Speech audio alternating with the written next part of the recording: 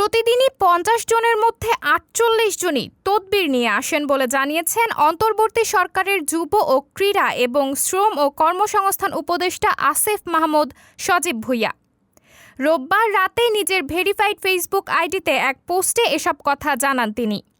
আসিফ লেখেন, দায়িত্ব নেবার পরপরই বলেছিলাম ব্যক্তিগত তদবির আবদার নিয়ে কেউ আসবেন না। এখনও প্রতিদিন যদি ৫০ জন দেখা করতে আসেন, তার মধ্যে ৪৮ জনই আসেন নানা রকম তদবির নিয়ে।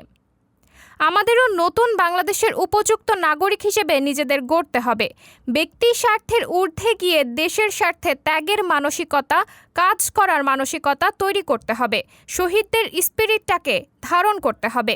পোস্টে তিনি আরও লেখেন, দেশ পুনর্গঠন ও রাষ্ট্র সংস্কারে আপনার প্রস্তাবনা, কেমন বাংলাদেশ চান তা জানান।